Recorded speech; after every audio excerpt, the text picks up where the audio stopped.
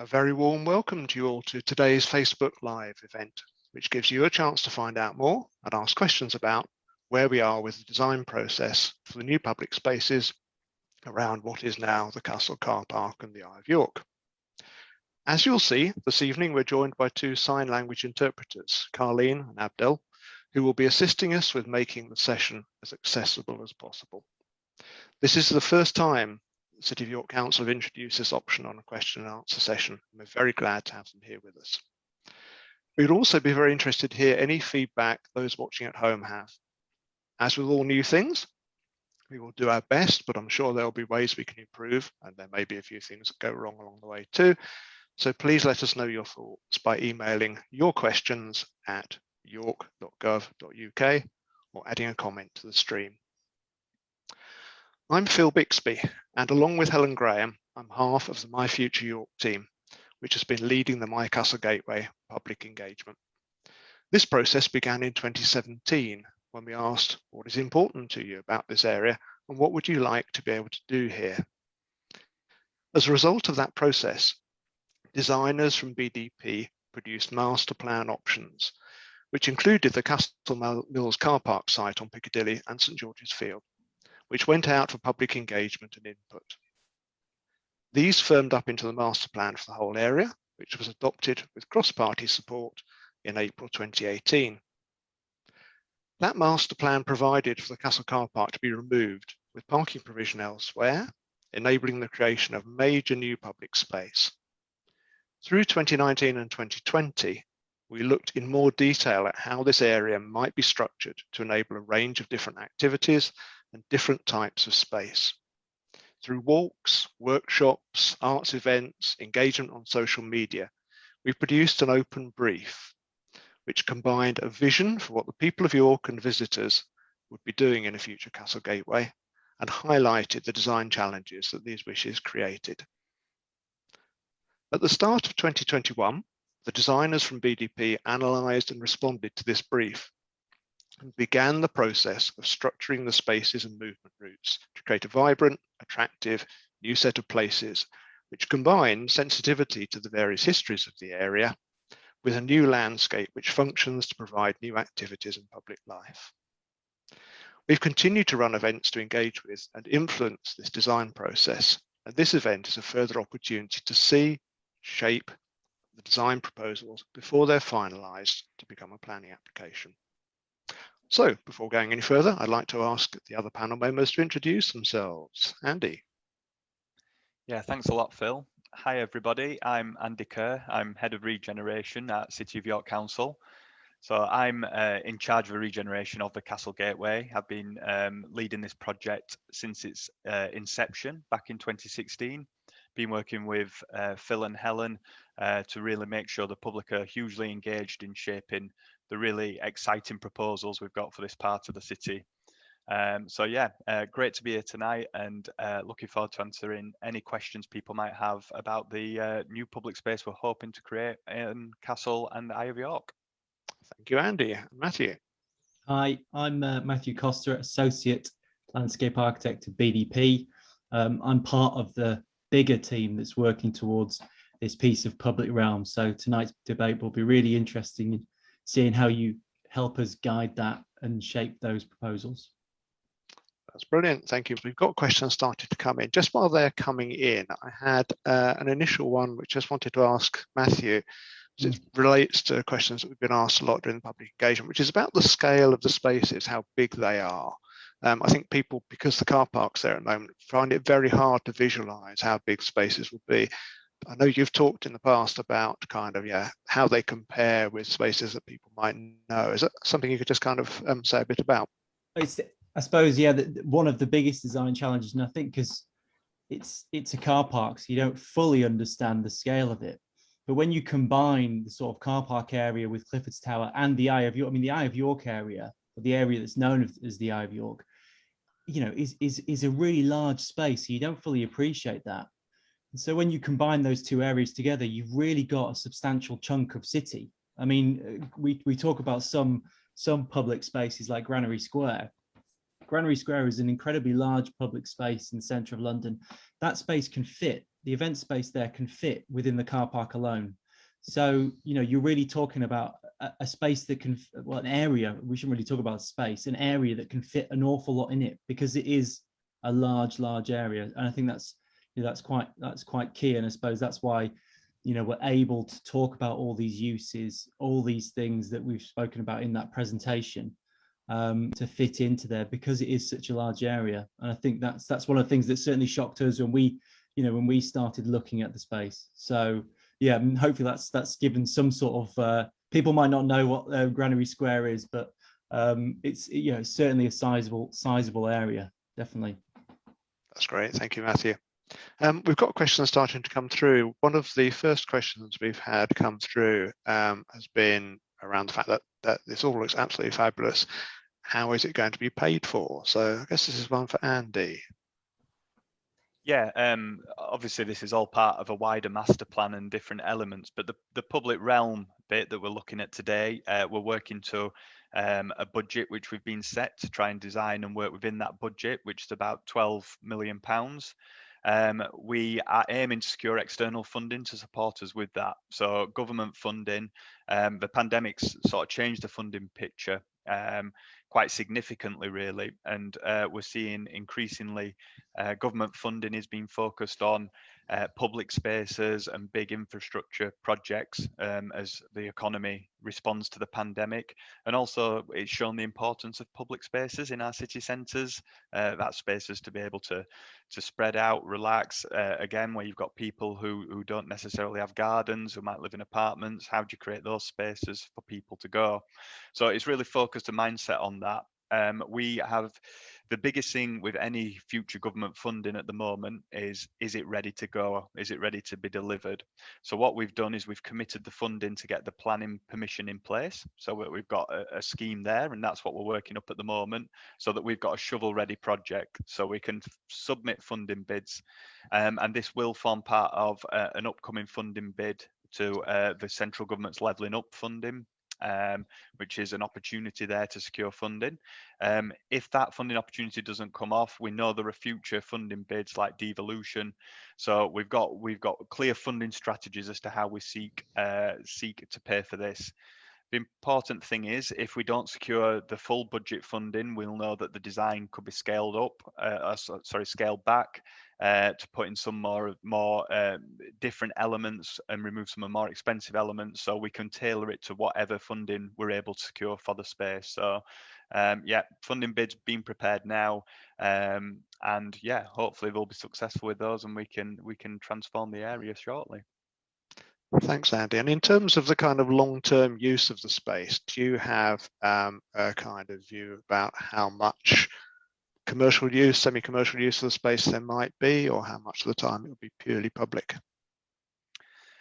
Well, the real challenge we've given BDP is to create an amazing public space which can be used for events. It's not creating an event space which, when it's not being used, is a space people can use. It's a space people can use brilliantly, and then events can pop up into that space. I think the key thing is the biggest barrier to events taking place is the infrastructure that goes with that. So that's providing the electricity supply, all the underground stuff that stops you needing generators, or all those things that are expensive to provide, and they're often cost prohibitive to community events. What we want is a real mix of different things that take place in this space, so that we can facilitate our communities to hold small scale events, that we can hold free to air events, because they don't have to pay for themselves to pay for the expensive infrastructure that's brought in. It's making that as ready to go as possible. We will need to have events on there that do generate money to help pay for that's part of how we pay for this. We commercialize a space, and that helps to pay for the public realm. And to take an example of that, the Rose Theatre that was held there a couple of years ago, that was a commercial event that we charged a rent to the operator who ran the Rose Theatre, and that showed Shakespeare through the summer, and was 70,000 people attended that in year one, so hugely popular as well. But it's just having that balance of things that cost money, and then some things that don't cost money, so everybody can enjoy them throughout the year. That's great. Thanks, Andy. I mean, just reflecting back on some of the work that we did during the public engagement program, we spoke to community groups who would love to be able to use the space, the opportunity to maybe do, to do rehearsals there as a way of showing what they're going to be performing and get attention. So that all sounds wonderful. We've had some comments coming in about kind of playful elements of the space, and just wanted to kind of ask Matthew really about this kind of, in terms of one of the things that a lot of people said during the public engagement process was, how could you create a place which is playful without it kind of being a playground? It's this kind of, how do you do informal stuff there? And it'd be really good to kind of hear from you about how you're thinking about the elements you're putting there and how they can be both practical but also playful. I suppose at the moment, we're looking at this, the river edge, it's seen as sort of the informal edge of the space. So that's what we sort of signified as the place that we can actually look to thread some play in there away from some of those sort of historical structures. And we're not going to put in formal play spaces. But we are going to try and thread play through in lots of different ways that have that historical narrative. So we've spoken about things like stepping stones that sort of sit that children can play on. Water is a very big factor in that. Children absolutely love water, and that's something that we're keen to put in. It's said in the open brief. We've just got to be sort of careful as to where we position that and sensitive as to where we position that. But we certainly want to thread that through.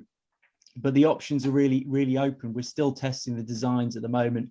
There'll be more things than just simple stepping stones and water. We've really got to shape that edge into a sort of playful environment. So, it could be just shapes for people to balance on, to crawl through, elements of nature that children can interact with. It just needs to get rid of that sort of formal shackles and have something slightly more informal that children of all ages like to play in.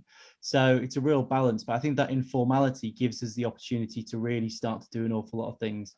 My children love going in some of the nature areas, and things that you don't think are play as a grown-up actually are, and I think that's the thing. It's trying to put your mindset into that, as to that sort of imagination that children have, and how can you create that sort of imaginative environment. So progress to go, definitely, but play is a thing that we like to put in.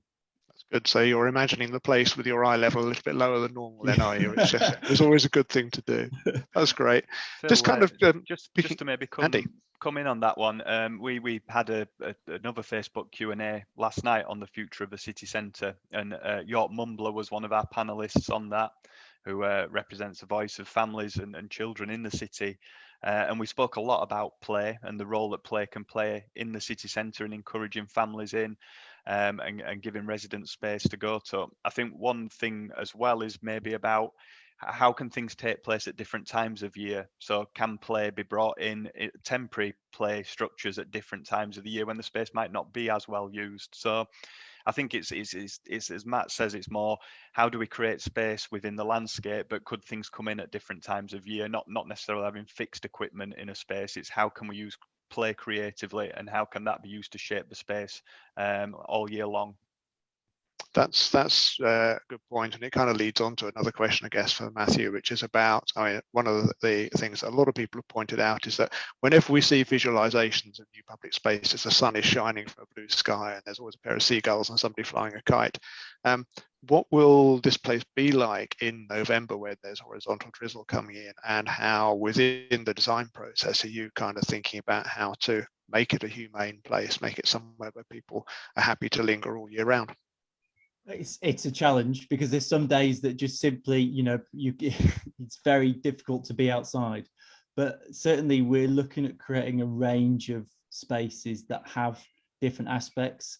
We've got a 3D model of the site. So we're doing sort of sun path analysis of different areas. So we understand the areas that actually capture sun in the depths of winter, as well as the areas that have full sun. So we can really start to look at different points that may be used at different times of year.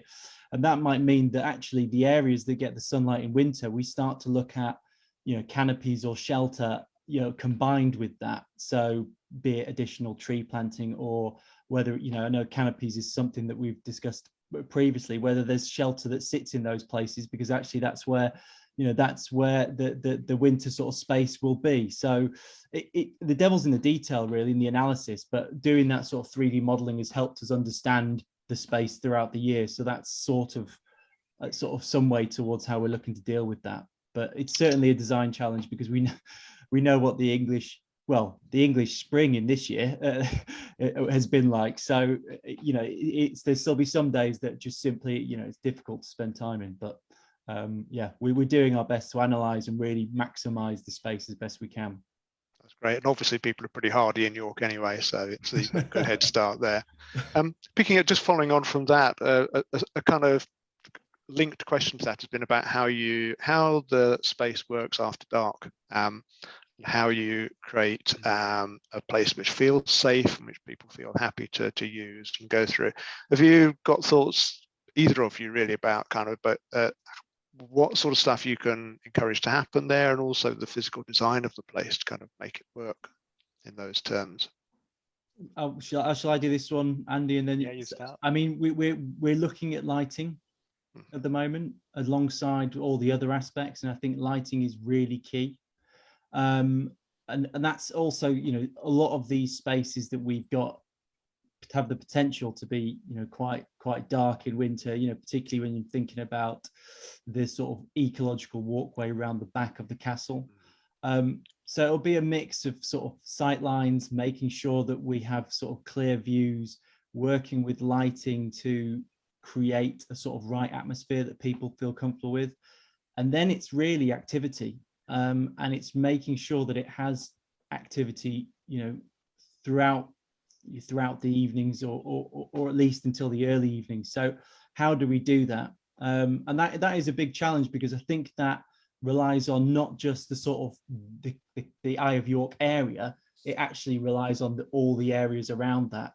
But I think the master plan starts to unlock some of that, and I think if some of these routes actually come to fruition and we get that sort of circuit around, then absolutely people will use this space and try to walk through it, you know, in an evening as well as a daytime. So I think it's not an easy question, that one, at all, but I think it's very reliant on changes elsewhere as well. So yeah, I don't know whether there's, Andy, anything else you want to? Yeah, I think it's getting the design, isn't it? It's getting the space that can allow that things to happen. So again, things like lighting, making sure that it's a sensitively but well lit space, but ultimately a place people want to go. Places where people are naturally discourage things like antisocial behaviour. And some of that can be done through the physical side, through Matt's work, the physical infrastructure. But again, it's thinking as a city, isn't it? It's our events, it's things like illuminating York, it's the ice trail, it's those things that can go on into the early evening. And one of the things that we're certainly really focused from a regeneration perspective is how we do encourage York's early evening economy. Particularly people working from home more. How do we encourage people to finish work, pick up the kids from school and come in to enjoy the city centre during that period? And to do that, you have to things that attract people, and going back to families and play and all those things. It's encouraging people in and creating things that drive people into these spaces, and making sure that the design allows for that to happen. Great, thank you. We've got a couple of questions that have come in now specifically on the Eye of York. So if we can turn to them, there is an initial question which is about could the development of the Eye of York area itself be delayed beyond the rest of the site? The caller has said they feel this is the most contested area, but also the one with the most potential, and wonders whether it would be possible to develop the other areas and then invite people to think further about the Eye of York. Would either of you like to pick that one up, Andy? Yeah, I think that's one for me. Yes, it's a really good point. I think it's vital that we have an overarching design for the area that's cohesive, and that we've developed and thought of the area as one, because it is one and will feel as one once the car park closes. And that's really important that we do look at it as a whole.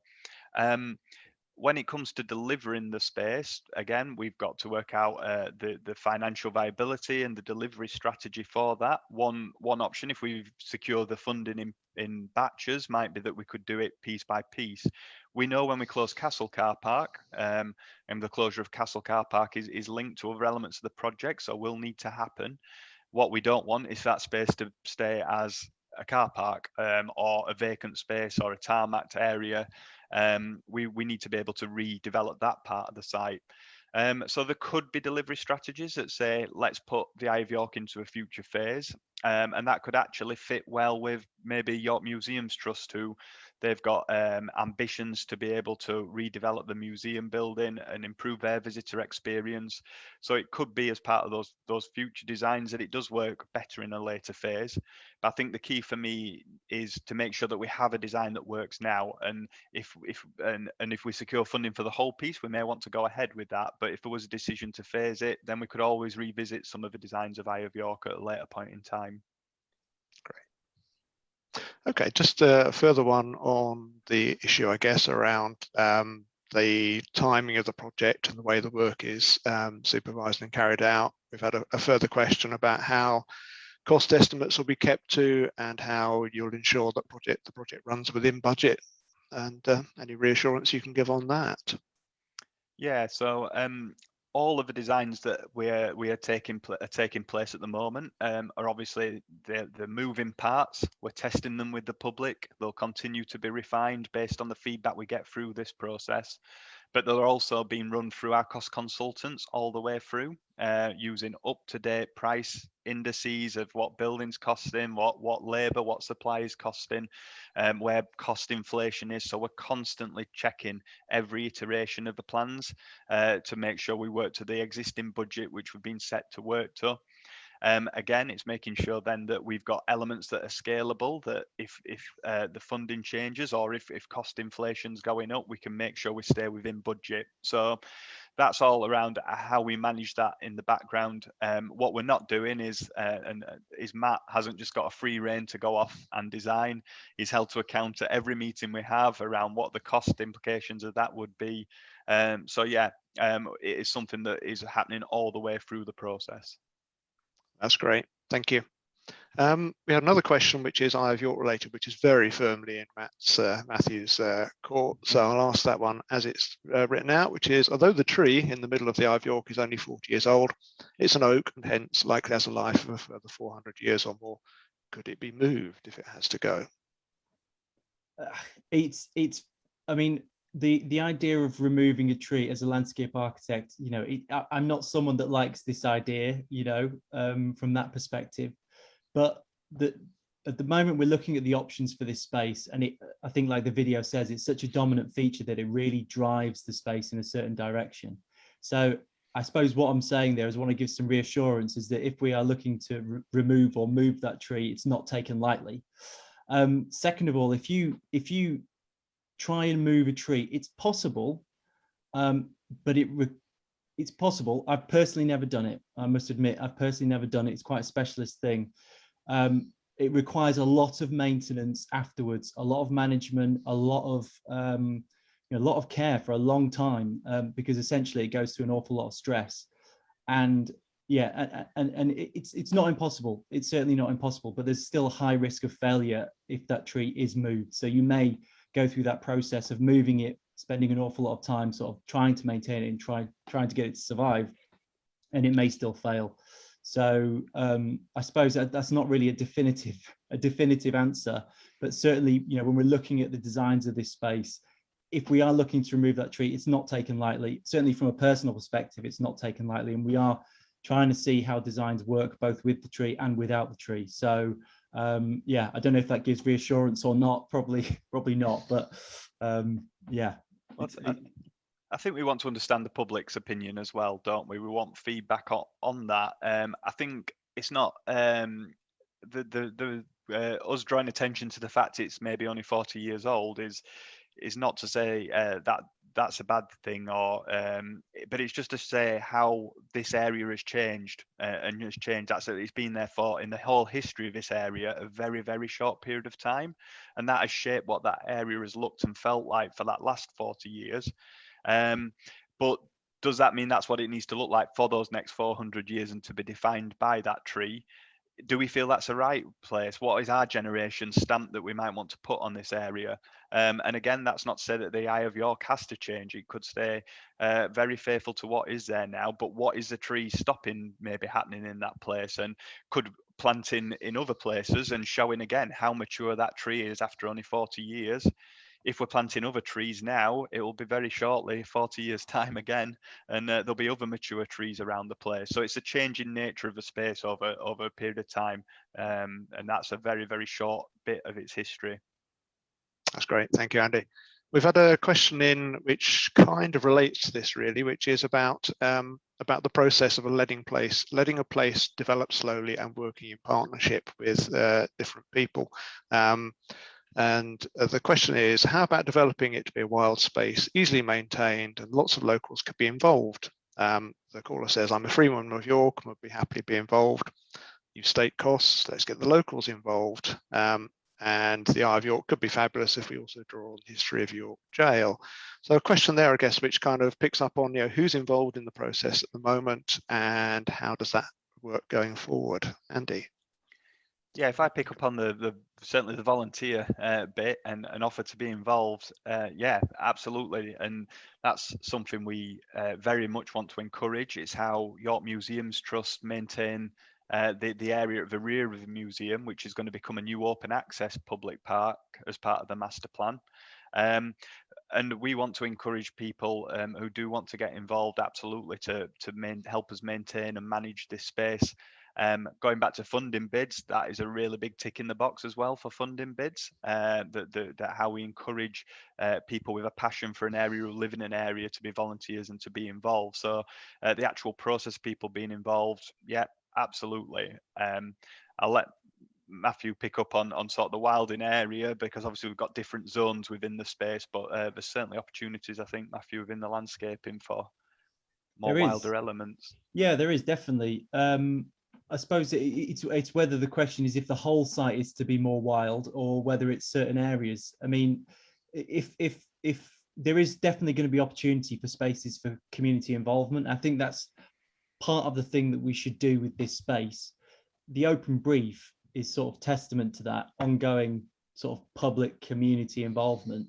And so I think the design would benefit from having that involvement going forward. It would give the whole thing a bit more substance. So absolutely, and I think the river edge is a prime area for that sort of thing to happen, because we've got play, we've got informal sort of language of planting. So, and it's quite a large space, it's about 100 meters long, 20, 30 meters wide. It's not, when we were talking about the scale of space previously, there's a large space there along the river's edge. In terms of the rest of the site, I think we've touched on it before, there's an event space that we want to create for activities within York. So that really needs to be a hard space. You could have an event space that's soft, but the reality is that would be a maintenance issue, and a lot of the things that happen there would be restrictive. So it really needs to be a certain sort of style of space in order for it to function as an event space. But we want to make it a community-led event space, not just about commercial activities. So it's quite important to say, but certainly the sort of wild aspect definitely can get involved. And I think it would give the design, the design would be much better for it, definitely. That's great. Thank you, Matthew.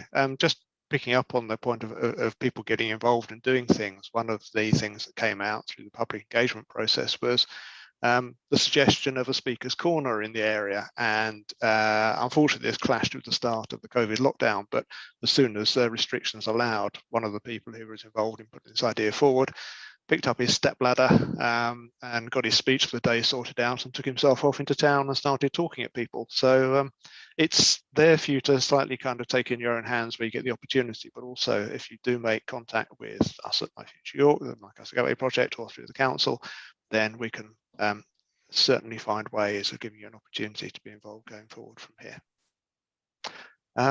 We haven't got any other questions come through, so I just wanted to pick up on really that last point, Matthew, that you made about wildness and biodiversity. It was certainly a theme that came up during the public engagement we did earlier in this year about how you create biodiversity in what is a busy public space and where there are opportunities that you see to do it there. And this also kind of links into the thing about retaining trees and taking trees away. I noticed that all the trees on the riverside appear to still be there in the pictures. And is that something that you've consciously done, and is that part of that consideration about biodiversity? It's more, I suppose, there is always the biodiversity that we're looking at. We've got several surveys that give us an analysis of the richness of the biodiversity. So we know where in the site there are areas where there's higher sort of ecological content and there's a richness which hopefully allowing people to access, such as the River Walk, but without sort of impacting on it too greatly. In terms of the trees, retaining the trees, there is, a mature tree has, quite high sort of biodiversity, sort of, they call it net gain in the business, but it has high biodiversity value. But from a design perspective, they're taking years to develop, and they really give the space some structure. And certainly along the river's edge, I mean, it doesn't feel like there's any reason to remove them, because actually they create a nice edge to the space. So I suppose it is a conscious decision to leave them, and it was less about the sort of biodiversity and more about just keeping them for the sort of structure of the space. And it was more about sort of the planting and keeping the lower level planting was more of a biodiverse sort of position when you talk about sort of the river edge and the boardwalk and all the things that we're doing there. So it's really important. We're looking at all sorts of options in terms of engineering as well.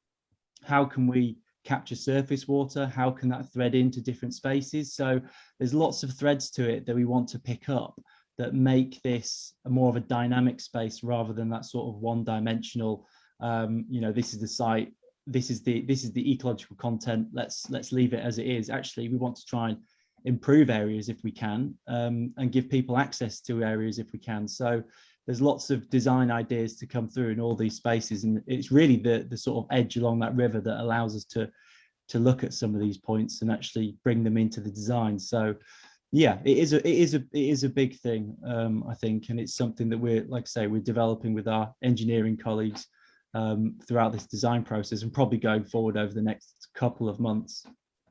And it's also protecting the existing ecology of the river as well, making sure we're not disturbing wildlife and making sure the river's got that space to breathe as well. And also we'll be looking at other key council strategies around, like our pollinator strategy that was recently approved, and other things to make sure that biodiversity is absolutely embedded in the area. That's great. Thank you for that. We've gone all the way through talking about biodiversity without mentioning geese, so should we keep it that way? Yeah. Okay. Moving on then. So we've had a question in about, so the question says, there is great access to York City Centre, such as Park and Ride, with kids go free options at the moment. Will this continue? Sorry, Phil, in terms of will the access to the city centre continue, or will the free? I think the question is in relation to the free options at the moment, but I'll read the question out. There is great access to York City Centre, such as Park and Ride, with kids go free options at the moment. Will this continue? I don't know the answer to that one, but what I do know is that we as a city are absolutely committed to sustainable transport, and the Park and Ride is one of the key tools in getting people into the city centre, and we are constantly working with bus operators to make sure that we're incentivising that, and taking that as being one of the best ways that anybody coming to the city can visit and get into the city centre. Great stuff, thank you. We've also had a question which relates to the tree, although I think the caller who asked about the tree being moved might not like this one very much, asking whether the tree could be turned into sculptures if it had to go. I suppose the thing about, this might be called, the thing about removing the tree unlocks a lot of opportunity. I suppose that's why we're looking at that, and certainly allows us to embellish some of the significances of that space. Phil, you were talking about Speaker's Corner, interesting take on that. And sculpture and art also has a role to play in that, in terms of telling a story and a narrative. And if ever there's a space in the country that has a built-in narrative, it's this area. So absolutely, I think. But again, there are challenges with that, so which we've touched on. That's great. Thank you.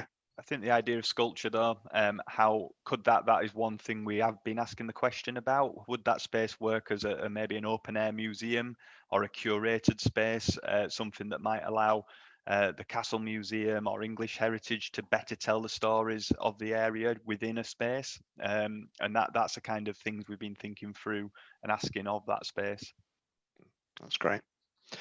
We've had a question come in about who has been involved in the discussions so far. So in addition to Matthew, you've mentioned conversations with the Museums Trust about the Costa Museum, and I've talked a little bit about the public engagement process that we've had on the way through. Andy, do you want to say anything else about the other people who've been involved, the other organisations who've been involved in the conversation about shaping the space? Yeah, absolutely. There's been two real strands to the whole shaping of the master plan and the designs that are emerging here, which is that public engagement, which obviously, Phil, you've been helping us with through the My Castle Gateway project, which has been transformative really in the way we engage as a council, and a lot of our other partner organisations engage in that they've seen the benefits of that. The other strand is that we established very early on the Castle Gateway Advisory Group, which was getting all the key stakeholders, landowners, those people who've got the sort of custodian role of the city into one group, who every single stage in the process has been helped to be shaped by those. They've acted as that critical friend, asked all these questions of us. So that advisory group includes people like Historic England, English Heritage and York Museums Trust, who have obviously got major tourist offerings in the area, and the Jorvik Viking Centre. They're all sit on that advisory group. York Civic Trust have been great through the process. The bid. Who else? I try not to forget people, just so that I've got them all in. But it's a vast, wide-ranging group of people. So they've helped to shape these processes well, alongside the public voice. And then the other element is the sort of detailed technical officers that we need to speak to. So the people who will maintain these spaces long term, ecology officers who work for the council and advise, planning officers. So there's a whole raft then of technical officers who have to input and say what will work, what are the constraints. And Matthew's unenviable task is to navigate all of those things and for us to produce something at the end which really does respond to that public open brief, but something that's also going to work and is respectful of the history and the heritage of the area. I was about to say, yeah, just the one other thing about that. I suppose the open brief and the public voice was kind of the starting point from my perspective, the sort of bedrock to it. And then it's taking that through the process with the stakeholders. So the brief was set by the open brief, and that really set the foundations. And so going through this process is, hopefully it just keeps us in check to make sure that we're doing what the open brief is saying. So yeah, it's not an easy challenge at all. There is an awful lot of stakeholders, but it needs to be that way because it's such a prominent space, but it's such a great opportunity for York, for the whole area, you know, a great opportunity. So yeah, I'm not complaining at all. I'd just like to chip in really in praise of Andy and the council and what they've done with the advisory group coming into it as somebody who doesn't work for a big organisation.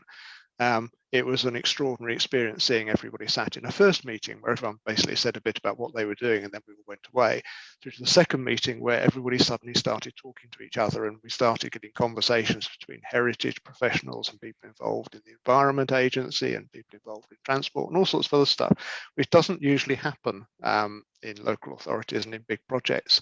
So it really was, I think, a very, very valuable opportunity for those different groups to come together around the project and help and really share information and share viewpoints, which was great. We've had a question come in saying, have local people been taken into account too? I'll just kind of start before I hand it on to Andy, but we've obviously been, Helen and I have been working on this for about 3 years now, 4 years. Our focus has been very much on people who live and work in the city, and we have spoken to people who are visitors, but the focus has very much been about people who know the place, who have ideas about the place, and who use it on a regular basis. And for anybody who wants to pick up on how that process has gone, there are I think about 12 pages of blogs on the My Casa Gateway website, and that links across to our famous Flickr site, where we've got every single posted and social media comment made during the entire project, which is now about 8,500 images on there, all of them tagged, so that you can then search them to see what the comments are all about, so you can start to get a real picture about what the comments are in people's own voices and how they've then been taken forward. Is there anything, Andy, that you want to add to that? I don't think so, other than, I mean, we obviously try and broaden out our voice through social media and others, but I mean, a huge amount of this process has been meeting face to face with people when COVID allowed, obviously, and that's led us to new techniques such as tonight, which enables us to use technological solutions to that. But yeah, I mean, and I'm a resident, I'm passionate about this area, I'm passionate about the city. Helen and Phil, they've shaped that as people who are residents. This has absolutely been focused on the people of York and reshaping this area for the people of York going forward. That's great, thank you. We have a question which is fairly straightforward, which has come in from someone who obviously remembers the fountain in Parliament Street, which is, when somebody pours something into a fountain, be it liquid or colour, what happens then? Does it just get switched off because it becomes an issue? So this is one really about management and kind of that long-term stuff. Yeah, I mean, for me, I think the fountain conversation, you could echo the tree conversation, which is fountains, the right fountain in the right space can be hugely, hugely positive. And if you take places like the Peace Gardens in Sheffield, the new public realm at King's Cross in London, Bradford, the way that fountains are being used as a less sort of formal structures, but sort of things that just appear from out of the ground, are just so beneficial for play and families, and are used throughout and are always busy and full when weather's allowing, and at different times of year they can create different sound patterns and just bring a space to life. We're not necessarily saying we are going to have fountains in this space, but I think it's difficult to compare an old aging fountain which had lots of challenges and with what modern fountains are and how they differ. Matthew, you might be able to add to that. Well, I mean, I was it's essentially a management thing. Yeah, it's essentially a management thing. If someone decides to come along and vandalize anything, essentially there needs to be a plan in place that can mitigate that. But there's ways in which we can stop that from happening. If, for instance, if you've got evening activity, then vandalism is less likely to happen. So it's a sort of a multi-dynamic sort of problem. But sort of going back to what Andy said about the options and things, and we may have water, we may not. I think, and this goes back to I think what Sarah was saying about how locals been taken into account. What we're sort of showing at the moment is a point in time, but the whole point of this process is to sort of do options and keep driving it forward and get your voice included within that process. So I suppose I want to reassure you that what you've seen tonight is just a point, and we're going through the design process that allows you to talk and allows us to look at whether fountains are possible or not, and all these things that we're discussing at the moment. So yeah, I think that's kind of a roundabout way of answering it. Sounds good. Okay, thank you. We are, I think, about 5 minutes away from the complete cut-off time, but we don't have any further questions coming in. So I think we should probably wind up around about now, if that's okay. So if that is okay, I'd like to first of all thank everybody for taking part. I'd like to thank the panel here. So Andy and Matthew, thank you both for being prepared to sit and take questions and very much be in the hot seats. I'd like to thank the participants on Facebook for taking part and for putting questions this evening. Been really, really helpful. I'd like to thank the tech team who have been working behind the scenes to make this incredibly complicated technical marvel happen. I never thought I'd see the day when, etc., etc. So this has been absolutely brilliant. So great stuff. I'd also like to say many thanks to our two interpreters this evening who have done an amazing job. As we mentioned earlier, the City of York Council are currently exploring ways to make these sessions as accessible as possible, and we'd love to hear your feedback and thoughts. So once again, if I can just say, if you can let City of York Council know what you think by commenting in the stream or email, yourquestions@york.gov.uk. So in terms of where it all goes from here, as Andy, I think, mentioned earlier on, there is a timescale for the next steps, which would be sharing detailed designs this summer, working towards a planning application later on in the summer. Andy, that's still current? Yeah, late summer is our target, yeah. That's great. And there are many ways for you to still keep involved. There is My Castle Gateway mailing list. We have web blogs and we have Twitter and Facebook channels. So there are plenty of ways for you to engage, and I'm hoping that all of those will be posted in the Facebook stream so that everybody has access to them. And unless any last minute questions come bolting through the door, I'll say thank you very much again for taking part and have a good rest of the evening.